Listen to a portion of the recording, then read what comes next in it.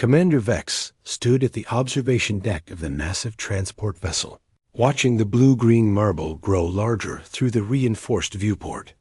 Behind him, 2,000 of the galaxy's most elite warriors, prepared for what the Galactic Council had deemed a routine occupation mission.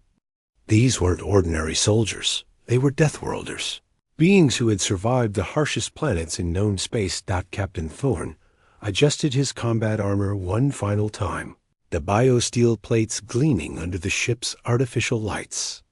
His homeworld of Kraxus had gravity 3 times that of most civilized planets, with predators that could slice through titanium. Lieutenant Brooke, standing nearby, hailed from the volcanic nightmare of Pyros, where the atmosphere itself was toxic to most life forms.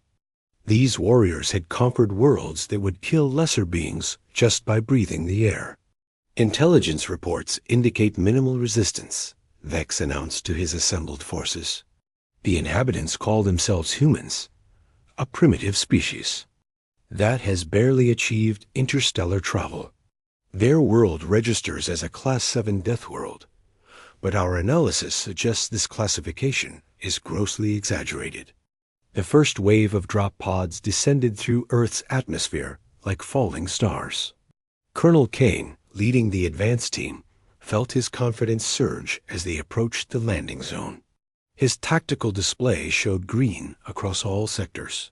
No significant military presence, no advanced defensive systems, just a planet full of soft-skinned bipeds who had somehow convinced the galaxy they were dangerous.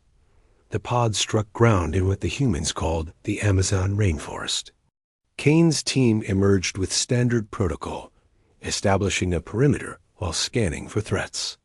The air was thick and humid, filled with strange sounds that seemed to come from everywhere at once. His environmental suit registered the presence of countless microorganisms, but his species had evolved immunity to most biological hazards.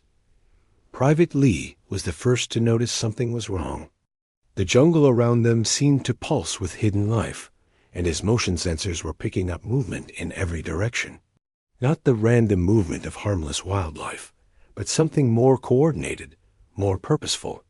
His warning came too late. Humans didn't announce themselves with weapons or technology.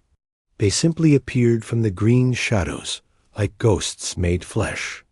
The first Deathworlder to fall never saw his attacker, a human female no larger than a juvenile from his species, moving with liquid grace through terrain that should have been impossible to navigate silently. Major Rex, commanding the second wave, watched in growing alarm as his tactical display showed red dots disappearing one by one. These weren't the panicked deaths of soldiers facing superior firepower. These were the systematic elimination of elite warriors by an enemy that seemed to know the jungle better than they knew their own homeworlds. The humans fought like nothing in the galactic database. They used the environment as a weapon, turning the very trees and rivers against the invaders. Where the Deathworlders expected frontal assaults and honor duels, they found ambushes and traps. Where they anticipated advanced technology, they encountered primitive weapons wielded with terrifying efficiency. Captain Thorn's unit encountered their first human settlement on the 3rd day. The village appeared defenseless wooden structures. No energy shields, no plasma cannons. The inhabitants were mostly elderly and young, exactly the easy targets the intelligence reports had promised. Thorn ordered a standard intimidation display, confident that these soft creatures would surrender immediately. The villagers smiled. That smile haunted Thorn's nightmares for the rest of his short life. Within minutes, his 100-warrior unit was reduced to a handful of survivors fleeing through underbrush that seemed designed to tear them apart. The humans had turned their own settlement into a killing ground, using knowledge passed down through generations of surviving in Earth's hostile embrace. Lieutenant Brooke led a flanking maneuver through what appeared to be empty grassland. Tactical advantage seemed obvious high ground, clear sight lines, no cover for defenders. The humans had other ideas. They emerged from the Earth itself, having dug tunnel networks that transformed the open plain into a three-dimensional battlefield where the Deathworlders' superior technology meant nothing by the end of the first week. Commander Vex's confident army had been reduced to scattered survivors, hiding in whatever shelter they could find.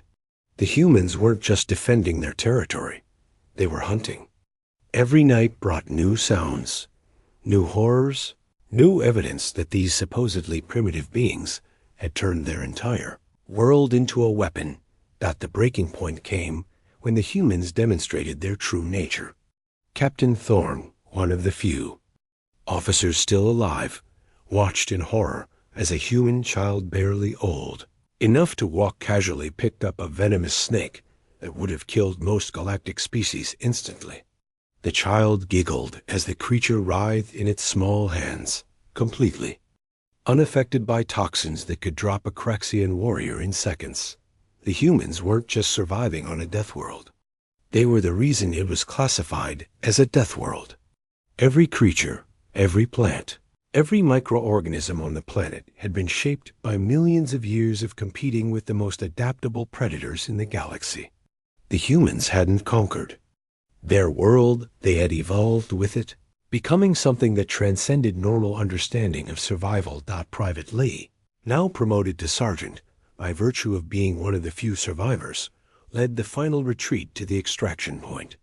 Of the 2,000 elite warriors who had landed with such confidence, only 5 remained. They had lost not to superior technology or overwhelming numbers, but to beings who had spent their entire evolutionary history learning to thrive in conditions that would destroy civilizations. The evacuation ship arrived to find a jungle that had already begun to reclaim the landing sites. The humans didn't pursue the fleeing survivors. They simply watched from the shadows as the Deathworlders limped back to their vessel, broken in body and spirit. Commander Vex's final report to the Galactic Council was brief and devastating. Earth's classification as a Class 7 death world wasn't an exaggeration. It was a gross underestimation. The humans weren't just another species to be conquered. They were the ultimate product of evolutionary pressure, beings who had turned survival into an art form, and their entire world into an extension of their will. The 5 survivors never spoke of what they had seen in Earth's hostile embrace. They didn't need to. Their haunted eyes and trembling hands told the story better than any words. The galaxy had learned a hard lesson about the nature of humanity, and it would be many years before anyone was foolish enough to test Earth's defenses. Again, the humans returned to their daily lives, tending their gardens and raising their children, secure in the knowledge that their world would protect them as they had learned to protect it. The Deathworlders had come seeking conquest and found something far more dangerous, a species that had made peace with death itself.